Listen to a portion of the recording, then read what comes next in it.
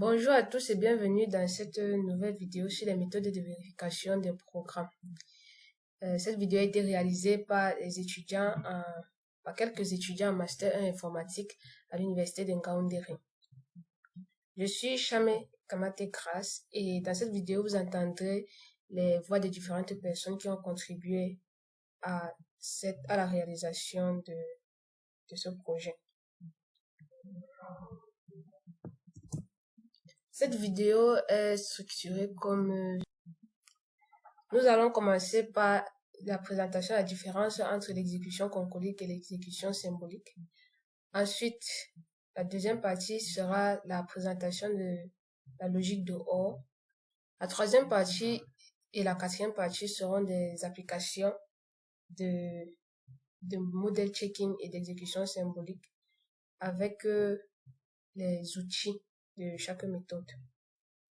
Alors, sans plus tarder, nous allons commencer par la première partie qui est la présentation de la différence entre l'exécution concolique et l'exécution symbolique. Dans cette partie, nous allons commencer par les rappels sur l'exécution symbolique, ensuite la présentation de l'exécution concolique et enfin les applications dans les deux méthodes. Voici les références sur lesquelles nous nous sommes basés pour réaliser cette partie. Déjà, c'est quoi l'exécution symbolique? L'exécution symbolique, c'est une technique de vérification des programmes développée dans les années 70 par James King. Alors, traditionnellement, lorsqu'on veut évaluer ou bien vérifier un programme, on choisit des valeurs pour les différentes entrées du programme pour pouvoir le tester. C'est ce qu'on appelle exécution concrète ou concrete execution en anglais. Le problème avec cette méthode, c'est qu'elle ne teste qu'un ensemble de valeurs. Et s'il faut effectuer des tests sur un large ensemble de valeurs, on peut très vite résulter à une multitude de cas de tests, ce qui n'est pas idéal. Dans l'exécution symbolique, des symboles ou variables symboliques sont utilisés pour les entrées. Donc, au lieu d'attribuer des valeurs concrètes ou des valeurs réelles aux variables, on affecte des valeurs dites ou des variables dites symboliques. Les résultats du test peuvent alors être vérifiés conformément aux exigences du programme. Certains problèmes peuvent avoir des entrées qui peuvent être classifiées en intervalle ou bien en variable logique. La vérification va aussi être faite sur les données manipulées et retournées, les sorties attendues, les types de valeurs, etc. L'exécution symbolique donc permet la généralisation des exécutions possibles via l'utilisation des variables symboliques. Alors, quels sont les avantages et inconvénients de l'exécution symbolique? Comme avantages principaux, on a l'adéquation pour localiser les chemins inatteignables ou bien infeasible path en anglais, donc les chemins dits impossibles, ainsi que les chemins empruntés au mauvais moment.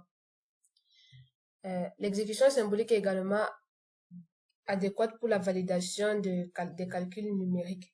Donc, par exemple, les larges calculs mathématiques. Les larges calculs mathématiques implémentés sur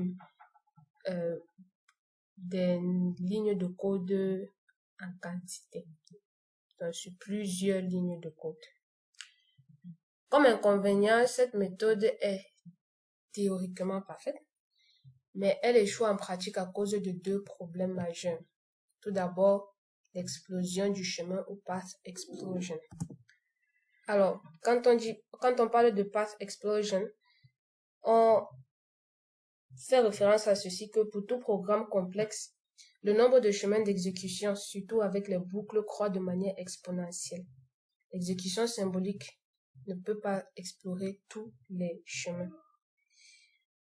On a également comme inconvénient la complexité des contraintes.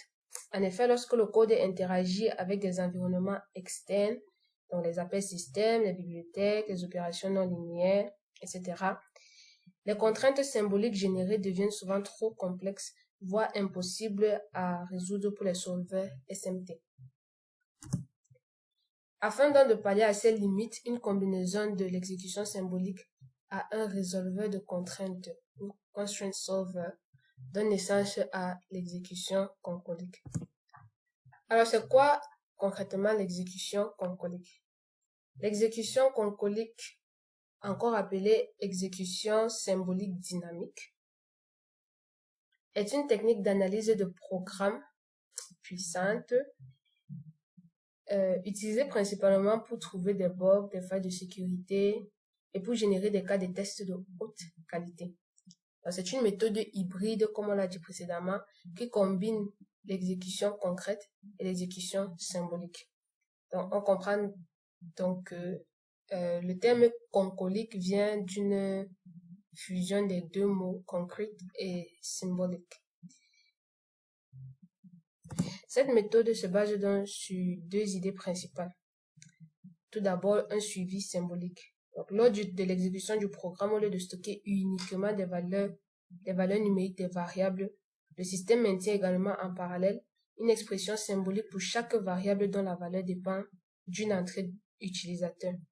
Donc, on a les deux types d'exécution de base concrète et symbolique qui sont exécutés et réalisés en parallèle. Ensuite, le résolveur de contraintes ou constraint solver, c'est un outil, généralement un solveur SMT, capable de prendre un ensemble d'équations et d'inégalités, ce sont les contraintes, et de déterminer s'il existe une solution. Si oui, il fournit aléatoirement une valeur d'entrée concrète qui satisfait ces contraintes. Alors, pourquoi est-ce qu'on a eu besoin de cette combinaison, ou bien cette conjonction des deux méthodes? Le but était de pallier aux problèmes, aux inconvénients de l'exécution symbolique présentée plus haut. Donc, pour ce faire, l'exécution concolique résout ces problèmes en tirant parti de l'exécution concrète. Tout d'abord, la simplification des contraintes, c'est-à-dire si une partie du code est trop complexe à symboliser, par exemple une fonction de hachage, l'exécution concolique la passe simplement en utilisant la valeur concrète de x pour obtenir un résultat concret. Donc, on épargne cette tâche au solveur SMT. Donc, cela permet de continuer l'analyse sans que le solveur ait à comprendre la fonction de hachage. Ensuite, un autre avantage de l'exécution concolique, c'est le choix rapide du chemin. L'exécution concrète donc détermine immédiatement le chemin suivi. Au lieu de modéliser tous les chemins possibles, le système observe un chemin réel, génère la contrainte exacte pour ce chemin, puis inverse cette contrainte pour trouver le chemin voisin le plus proche, ainsi de suite. L'exécution concolique fonctionne par itération dans un cycle de retour d'information. Donc, c'est sur plusieurs étapes. Tout d'abord, on commence par définir un ensemble de variables comme variables d'entrée. Ensuite, on va prévoir un fichier journal, ça c'est lorsqu'on fait l'application pratique. Prévoir un fichier journal pour tracer les opérations et les erreurs. Ensuite, on va choisir des valeurs arbitraires pour débuter le programme. Des valeurs arbitraires, ça c'est pour l'exécution concrète. Et puis on commence l'exécution du programme.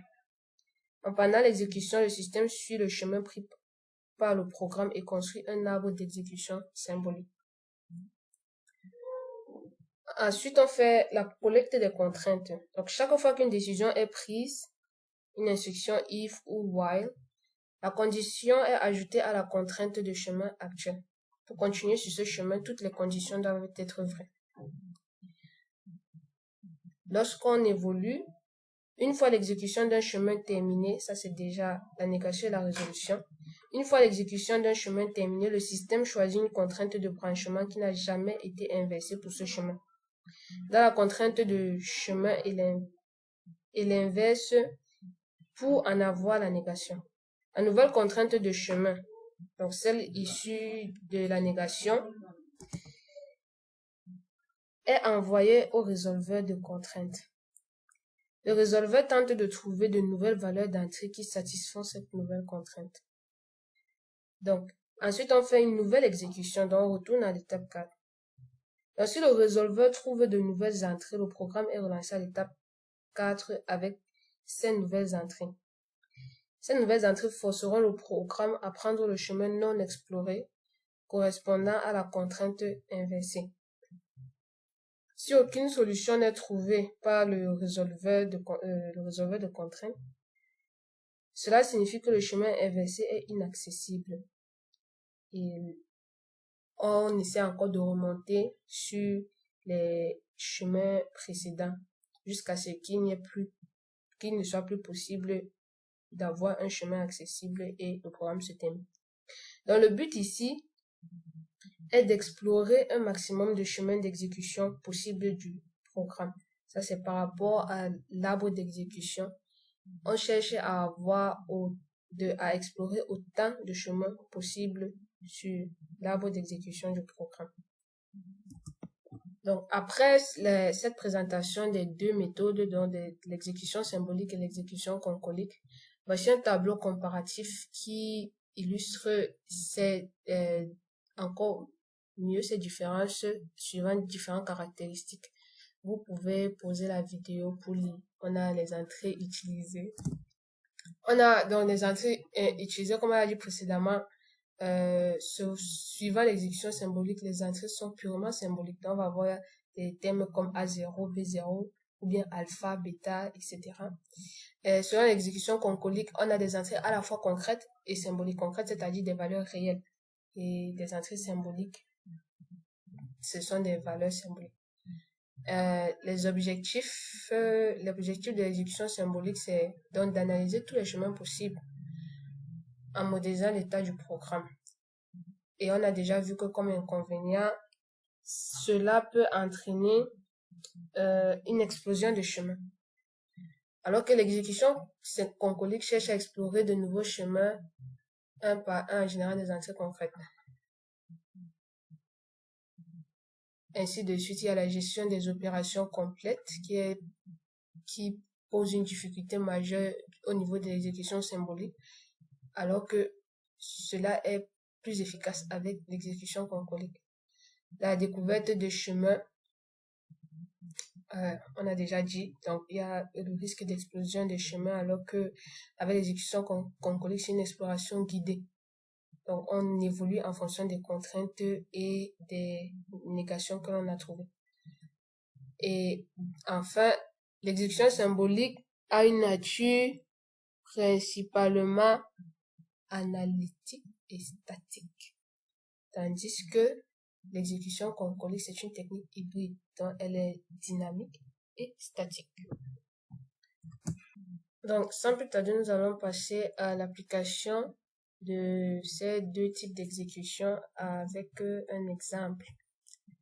Donc, pour illustrer les différences entre ces exécutions par application, nous allons utiliser ce programme, le voici. Donc, c'est void test me, principalement, qui prend en entrée deux variables x et y. Et pour commencer, on a une variable z qui prend comme valeur le double de y entrée. Donc, double val, c'est la fonction au-dessus qui permet de retourner le double d'une valeur. Alors, on a si z est égal à x, on entre dans la condition et on teste à nouveau si x est supérieur à y plus 10. Si tel est le cas, on retourne une erreur, on envoie une erreur. Donc, dans la fonction int_main, nous allons initialiser les valeurs d'entrée à 22 et 7. Donc, on appelle la fonction test_me alpha beta avec les variables alpha beta. Donc, nous commençons par l'exécution symbolique. Ici, dans ce tableau, nous avons donc AS signifie after statement. Donc, après l'étape 1, qu'est-ce qu'on a? Après l'étape 2, qu'est-ce qu'on a? Etc. Après, on a les variables x, y, z du programme et les contraintes de chemin path constraint. Donc, après l'étape 1, après la ligne 1, donc voici. Après la ligne 1, on a x qui prend comme valeur alpha. Ça, c'est pour si nous sommes dans l'exécution symbolique, on va pas utiliser des variables réelles, des valeurs réelles. Donc, x prend comme valeur alpha, y prend comme valeur bêta. Et z n'existe pas encore après l'étape 1. Donc, on met le point d'interrogation et path constraint est mis à vrai, donc true. Après l'étape 2, on a donc z qui passe à 2 bêta. À la ligne 3, on a need to fork, c'est-à-dire on essaie de faire la vérification de la condition dans la structure if. On a deux cas possibles, soit z est égal à x, soit z est différent de x. Donc, on commence par le cas positif. Quand z est égal à x, c'est-à-dire dans la contrainte de chemin, 2 bêta est égal à alpha. Si cela est vrai, on fait encore need to fork. Ça, c'est pour la deuxième structure if. Donc, qui vérifie si x est supérieur à y plus 10. On commence toujours par le cas positif. Donc, on dit cas x supérieur à y plus 10. Si tel est le cas, on va dire cela se traduit par 2 bêta est égal à alpha. Donc, on rappelle la condition vraie issue de la structure englobante. Donc, 2 bêta est égal à alpha et donc alpha supérieur à bêta plus 10. Donc, si cela est vrai, on a notre erreur qui est générée. Sinon, après la ligne 5, donc sinon, ça remonte quand on fait le test, on voit que non, x n'est pas supérieur à y plus 10. On sort de la structure. C'est pour ça qu'à la ligne 6, vous voyez exit structure. On sort de la structure. Et on se retrouve dans la structure if englobant si z est différent de x, le path constraint c'est non 2 bêta égale à alpha, donc 2 bêta est différent d'alpha, on sort de la structure, donc rien ne se passe, il n'y a pas d'erreur générée. Ça, c'est tout pour l'exécution symbolique. À présent, on passe à l'exécution concolique. Nous avons dit précédemment que l'exécution concolique s'effectue avec un cycle d'itération. Donc, on va l'exécuter sur plusieurs fois en fonction des valeurs que nous avons. Donc, les valeurs d'entrée étaient x égale à 22 et y est égal à 7. Pour l'exécution 1, on a, pour toutes les exécutions qui vont suivre, on a organisé notre tableau. Là, il y a le after statement, il y a l'exécution concrète et l'exécution symbolique, puis le path condition, donc c'est la contrainte de chemin. Après la ligne 1, on a les affectations qui ont été faites. Donc, x est égal à 22, y est égal à 7. Et selon l'exécution symbolique, x prend la valeur alpha et y prend la valeur bêta. Le path condition est true parce que nous sommes encore au début de l'exécution. Après la ligne 2, il y a affectation de bêta à z. Donc, z prend la valeur de y. Dans notre cas, 2y, c'est 7 fois 2, c'est 14. C'est ça. Et dans l'exécution symbolique, on voit donc 2 bêta. À la ligne 3, il y a d'abord un besoin de... On fait une vérification, on essaie de vérifier si z est égal à x. Dans notre cas, c'est faux. C'est pour ça que dans le path constraint, on a 2 bêta différents de alpha. Donc, 22 est différent de 14. On aura donc 2 bêta différents de alpha. Donc, qu'est-ce qui va se passer lorsqu'on se rend compte que c'est faux? Le solveur SMT va devoir trouver des valeurs pour lesquelles on a 2 bêta égale à alpha. Donc, on cherche à trouver un autre chemin. Aléatoirement, il peut proposer alpha égale à 2, bêta égale à 1. Donc, il peut proposer n'importe quelle valeur tant que ça vérifie 2, bêta égale à alpha. Donc, on a choisi 2 et 1. On va faire donc une nouvelle exécution du programme avec les valeurs données par le solver SMT. On recommence l'exécution. On a donc les nouvelles valeurs après le premier statement. X est égal à 2, Y est égal à 1, et le path constraint est vrai. Donc, X est égal à alpha, Y est égal à bêta. Donc, l'exécution symbolique, comme on l'a dit, permet de généraliser. C'est pour ça qu'il n'y a pas besoin de changer les variables symboliques. Après le deuxième statement, Z prend la valeur 2. Donc, Z prend la valeur 2Y. 2Y, c'est 2 fois 1, ça fait 2. Donc, on a à la ligne 3, après vérification de X, après vérification de la condition Z est égal à X. On voit 2 est égal à 2, donc Z égal à X est vrai. C'est pour ça que dans le path condition, on a 2 bêta égale à alpha. Puisque cela est vrai, on va entrer dans la condition. On va entrer dans la structure if et accéder à la deuxième structure if. Donc, on accède à la deuxième structure if. La condition là-bas, c'est vérifier que x est supérieur à y plus 10. Donc, x 10. Pour rappel, quand on entre dans la deuxième condition, on suppose que la première était vraie. Donc, pour accéder à la deuxième condition, la première doit être vraie. Raison pour laquelle, dans le path condition, c'est 2 bêta égale à alpha et vérification de alpha supérieur à bêta plus 10. Dans notre cas, c'est faux, puisque bêta est égal à 1, donc y est égal à 1. 1 plus 10, c'est 11, et 2 n'est pas supérieur à 11, donc 2 est inférieur à 11. Raison pour laquelle, dans le path condition, c'est non bêta, non alpha supérieur à bêta plus 10. Donc, la condition n'est pas vérifiée. Donc, le solver va devoir trouver des valeurs qui satisfont les contraintes du path condition. Un exemple de solution, c'est alpha égale à 30 et bêta égale à 15. Ça, c'est un exemple de solution qui peut être... Donc, on refait une nouvelle exécution du programme avec les valeurs données par le solver SMT.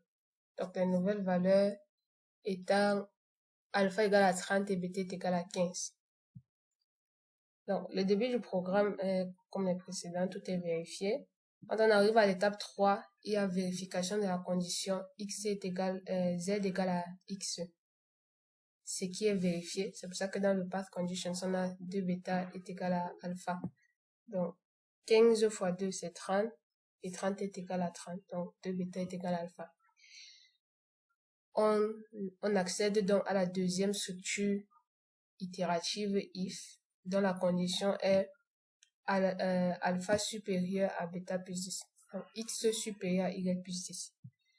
Donc, on vérifie si cela est vrai et on voit que c'est vérifié. Car 15 plus 10, ça fait 25. 25 est inférieur à 30. Donc, la condition est vérifiée. Et comme la condition est vérifiée, on entre dans la structure et on peut générer notre erreur exit failure. Donc, on voit qu'avec les valeurs x égale à 30 et y égale à 30, on arrive à la ligne 5 qui renvoie les 20. Avec cette méthode d'exécution concolique, on se rend compte que on explore les chemins, autant de chemins que possible, et à chaque fois, on ajuste les valeurs que nous avons dans les valeurs concrètes pour pouvoir explorer d'autres chemins. Ainsi de suite jusqu'à ce que l'évolution dans le programme ne soit plus possible et on le termine. Ou du moins on termine l'exécution concolique. Et c'était tout pour cette partie. À présent, nous allons passer à la présentation de la logique de Bonsoir, je suis l'étudiant Sobzetiogo Eric Lauril en Master 1 à l'Université de Ngaoundéré. Et je m'en vais vous présenter la seconde partie de notre travail qui consiste à la logique de OR. Cette partie sera structurée comme suit. D'abord, nous aurons une présentation de la logique. Ensuite, des outils utilisés pour appliquer la logique de OR. Et ensuite, nous passerons à deux applications. Tout d'abord, le principe.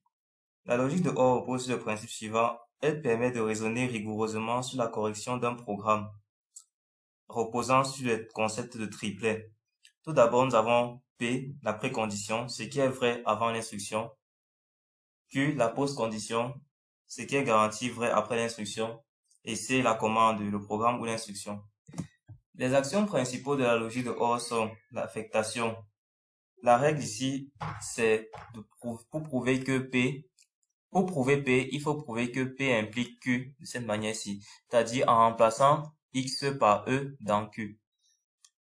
Le deuxième axiome est la séquence. Si la séquence 1 et la séquence 2 se suivent, alors nous avons cette règle. Troisièmement, l'itération, la boucle while, qui nécessite un invariant de boucle, traduit par cette règle-ci. Concernant cette logique de OR, nous avons les outils suivants. L'outil Daphne, qui est un langage de programmation, un langage de type objet, qui est un langage de programmation et un vérificateur statique qui intègre nativement les concepts de pré- et post-conditions et d'invariants de boucle.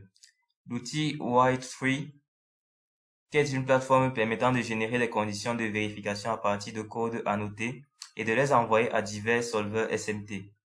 L'outil Spark, qui est un sous-ensemble du langage ADA conçu pour les systèmes de haute intégrité. Il utilise une approche déductive formelle basée sur la logique de OR. Et enfin, l'outil Frama-C, un environnement d'analyse de programmes en C qui utilise le plugin WP ou Weakest Precondition pour la vérification déductive formelle. Passons à présent à la présentation des applications de la logique de OR. Tout d'abord, l'exemple 1. Échange de variables.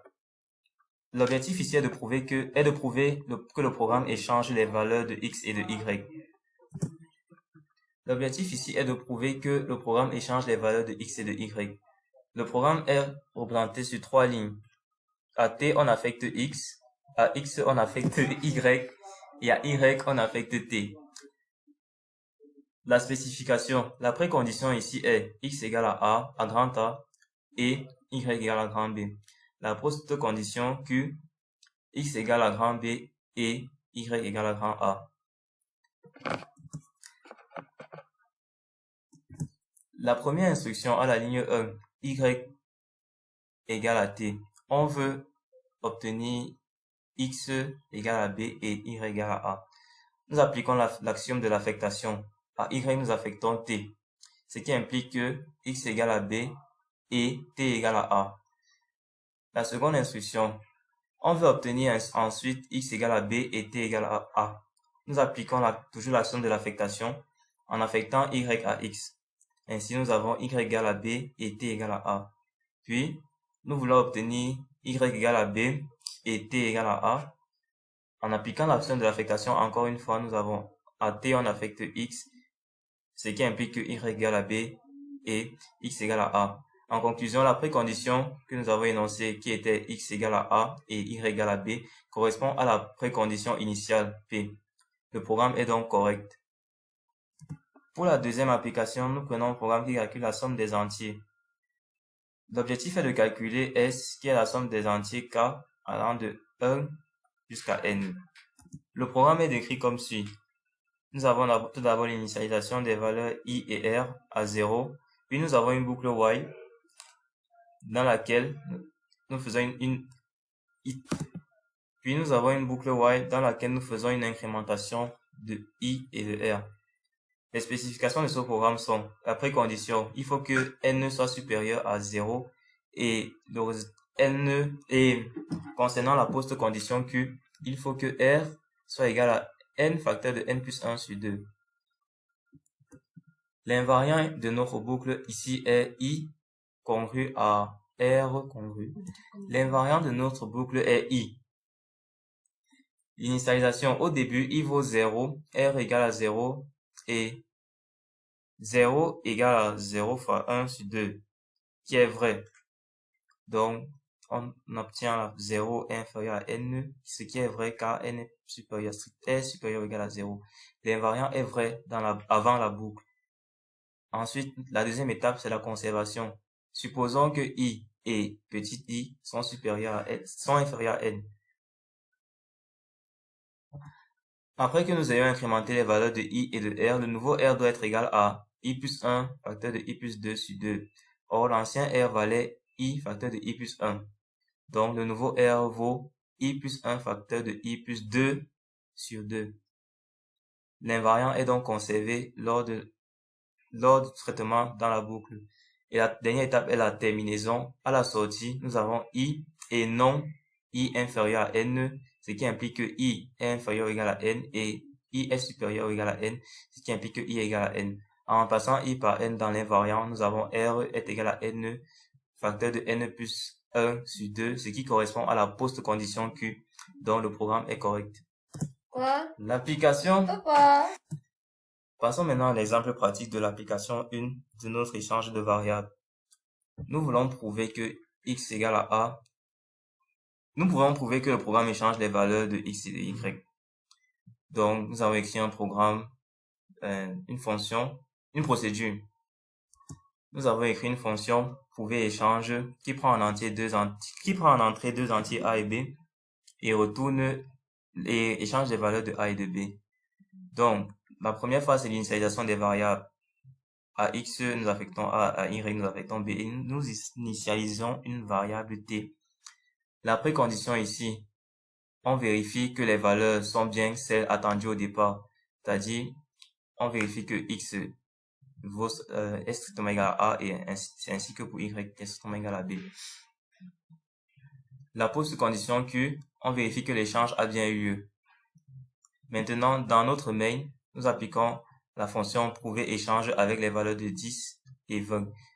A qui vaut 10 et B qui vaut 20. Temps de tester notre programme, nous allons le compiler et l'exécuter.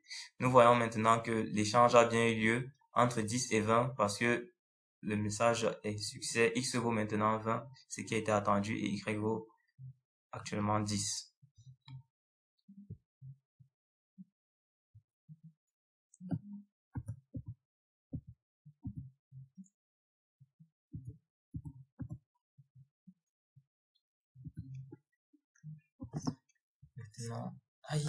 Passons maintenant à la deuxième application. Nous voulons